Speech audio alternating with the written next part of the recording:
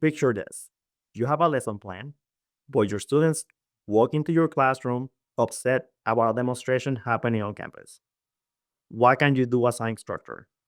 Welcome to Off Syllabus with Manny, where we talk about the hardest parts of teaching, the ones that do not make it to the syllabus. Today, we are diving into civil discourse. What is it?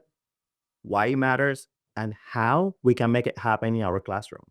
Joining me today is Rachel Piontak. Hi, Rachel. She is a program officer at the Institute of Citizens and Scholars.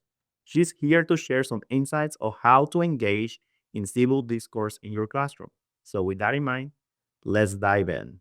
Tell me a little bit about civil discourse and what it means to you. Absolutely. So kind of much like that kitchen back there, civil discourse is made up of a lot of different parts that you kind of snap together and hope that it creates something better than the sum of its parts.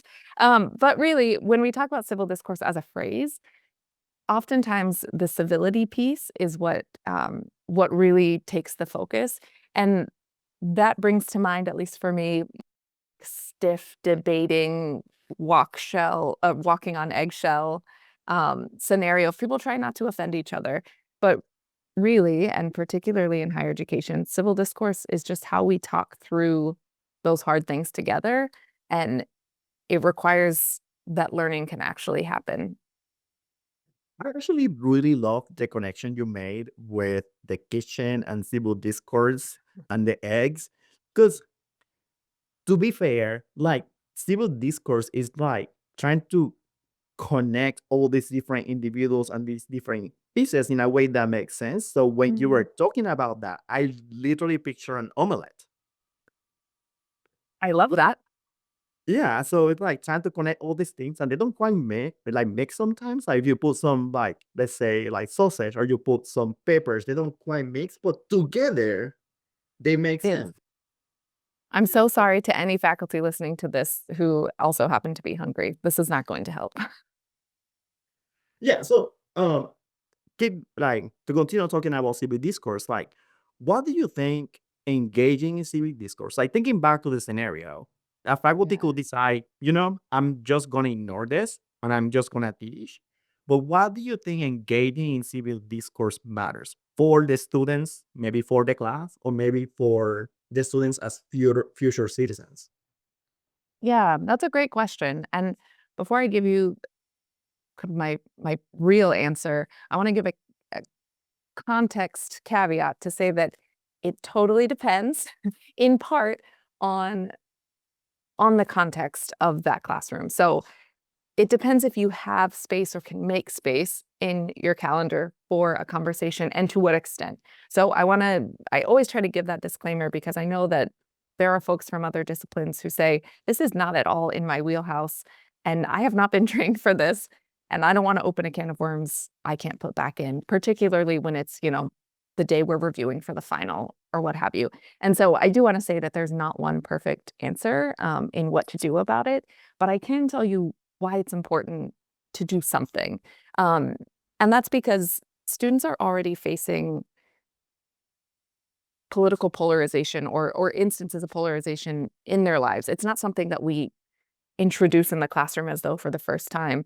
Like in your example, students are seeing it on their campus, on social media, all over social media, in their communities. And so this is something that students are typically thrown into these settings of, okay, stand up for yourself, tell us what you believe, you know, help us solve these thorny problems.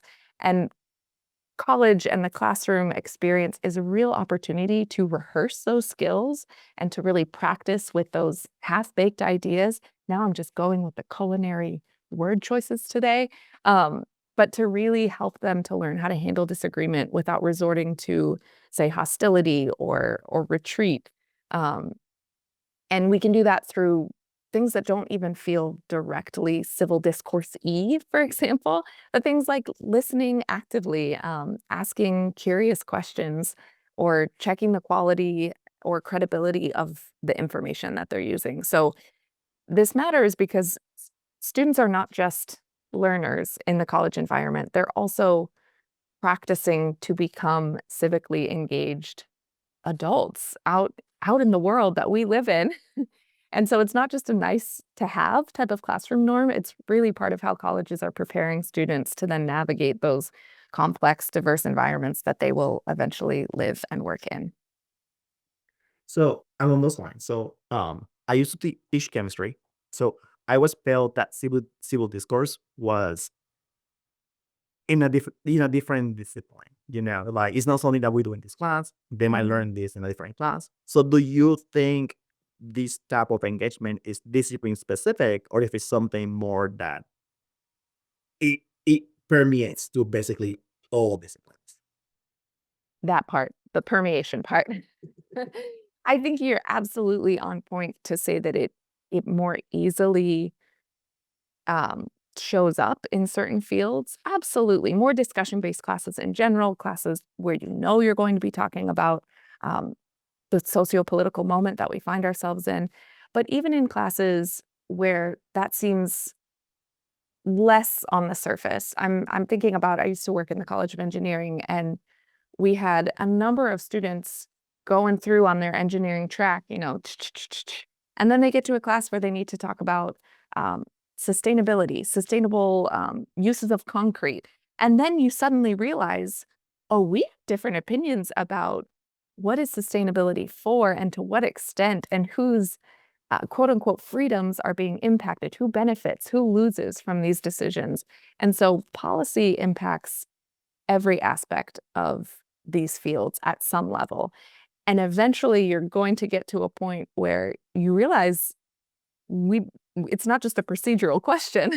We have something deeper to address.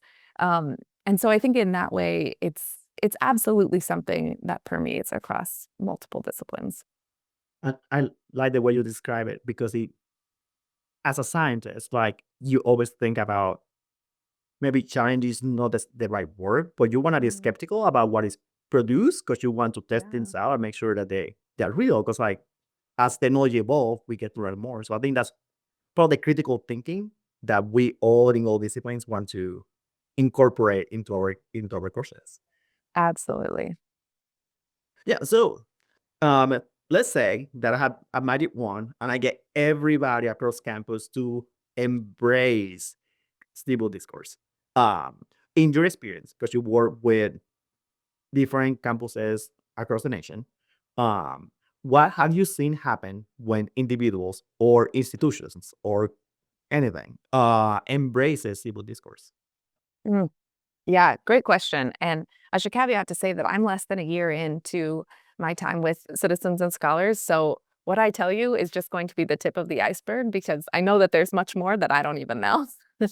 But yeah, we're currently working with 130 different colleges and universities across the campus who are doing exactly this, trying to find their version of that magic wand to embed civil discourse skills, collaborative problem solving, um, using reliable information, like all of that, those those civic skills into um, their campus culture, and that is a tall order. It's no joke. However, we have seen some of the most successful colleges are those that are embedding early and often and not allowing for it to be just an opt-in situation. I'm sure you've seen on your campus, there's that group of engaged students who are going to show up to, every teach-in, every protest.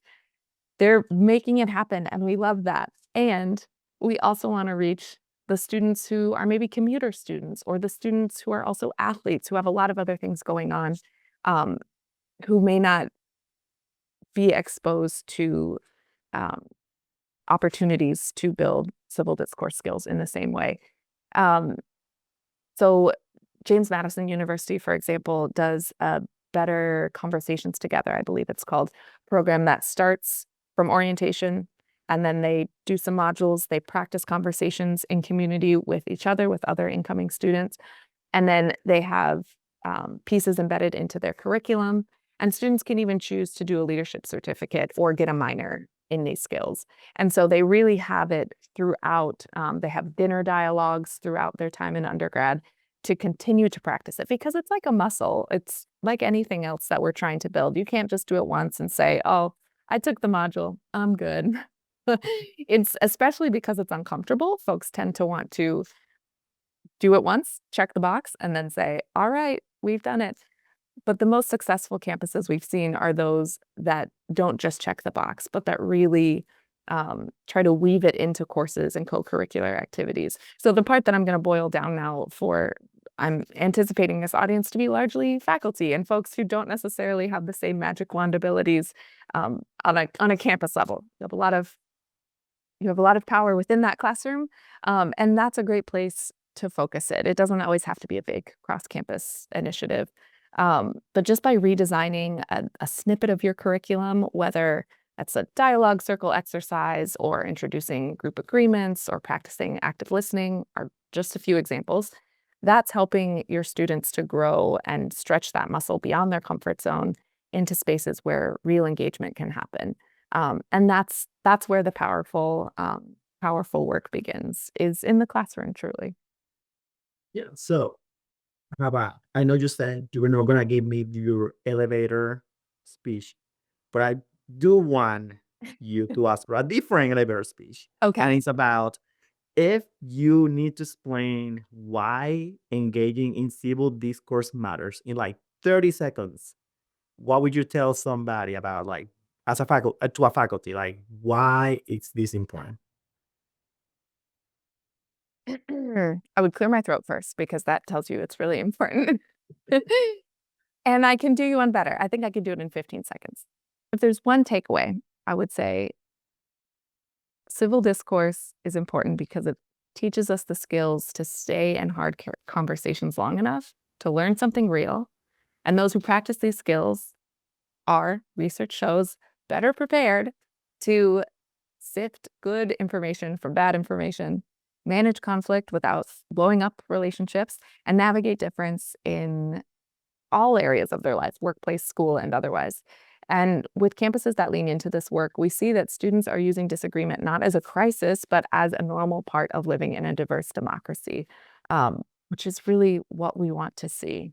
So that's why civil discourse matters. It's how higher education helps Gen Z, or our young people of today, become those civic problem solvers that our world so desperately needs. I am impressed. Was that 15 seconds? I didn't actually time That's myself. very good. Thank you. Yeah.